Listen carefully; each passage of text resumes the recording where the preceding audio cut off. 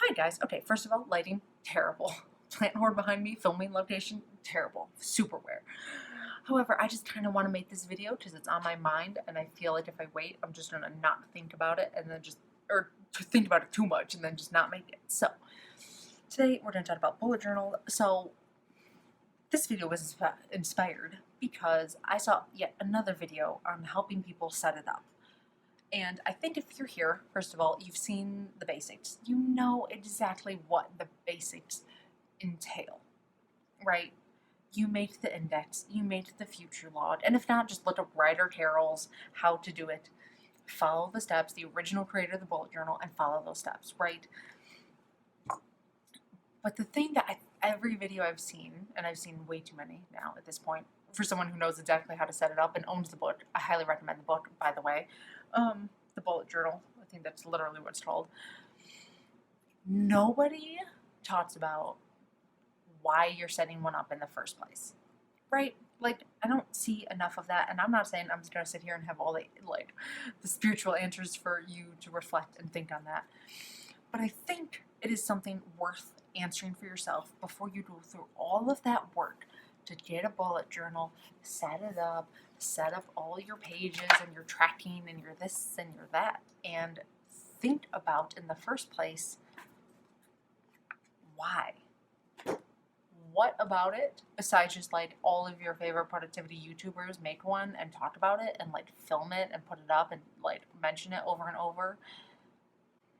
I think there's a lot of really, really good reasons to set up a bullet journal. I just don't think doing it because you think you should is one of them. And I think that's where a lot of people get stuck. And I see a lot of people say, like, I hate my journal. And I see a lot of people say, you know, I can't stick with it. I can't do it. It's overwhelming. It's this, it's that. And it's because, like, they think that this is somehow some kind of key to unlock their, like, greatest happiness and, like, fulfillment and organization and productivity. And, like, you're going to find meaning in a bullet journal. And I think that's giving it a little more power than it may deserve. I think it's possible to find all of those things, like through journaling and reflecting and like getting hands-on with your days and your to-do list. And this is my actual bullet journal. That's why I'm holding it up. But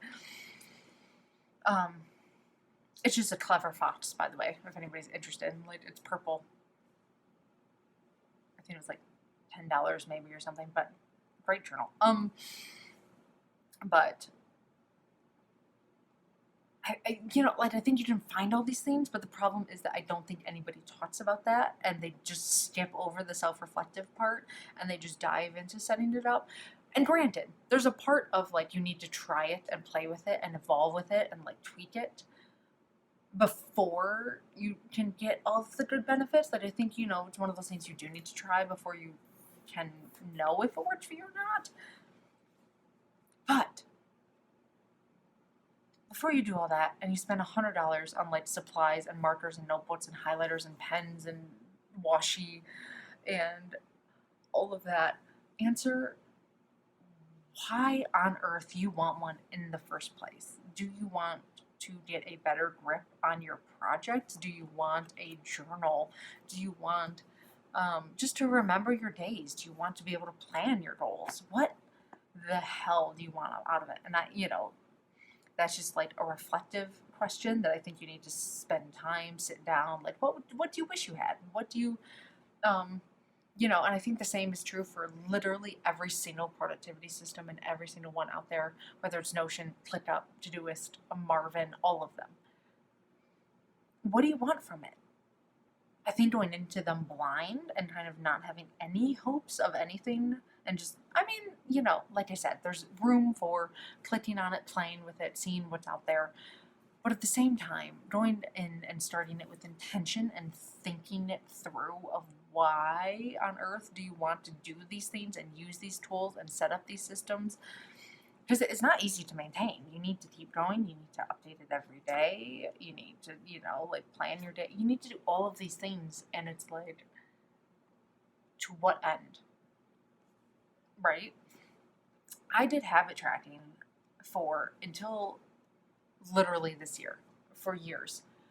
And it has taken me until this moment which is what kind of sparked this thought of realizing that like tracking habits for me,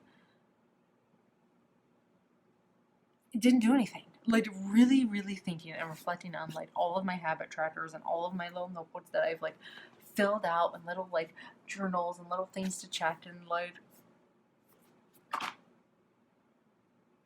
all these years of that, and I never look back at them. I never reflect. I don't get any interesting data out of it.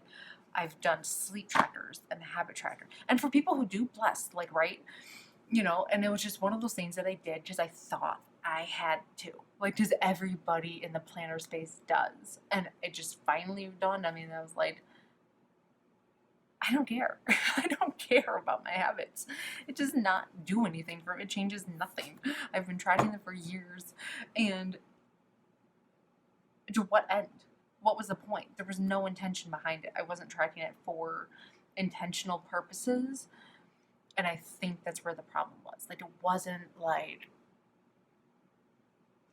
I don't know. I'd have to think about it. But like, a lot more thought than just like, I don't know, did I read today? Everybody tracks their reading. I should track my reading. More than that, So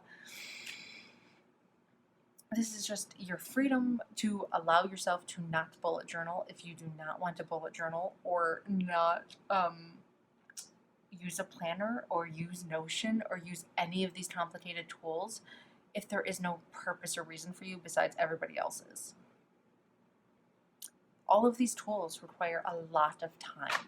And like, there are some, like Notion and Amazing Marvin and bullet journaling, that have been worth it for me. Like, that cost of, but it's taken a long time to figure those out. And should I have done some of them like way more intentionally to start than I did? Yes.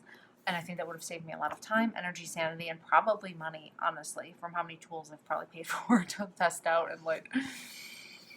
But that is it. I just wanted to talk about bullet journaling, and just take the time before you go and do all of this and think that a bullet journal is going to be the answer to all of your productivity problems.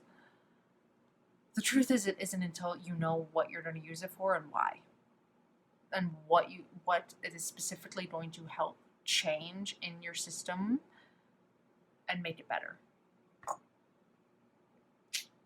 So that is pretty much it. That is, my thought on bullet journaling and the why behind it, and not so much the how. I'm not to sit here and teach you how to do a future log. It's been done 5,000 times, but why? Why do you want one? And once you answer that, then it becomes a tool that is incredibly helpful and you just can't get rid of. So that is it. More videos to come. It's been a busy year, guys. I need to still set up a whole filming area, but until then, there's my plans.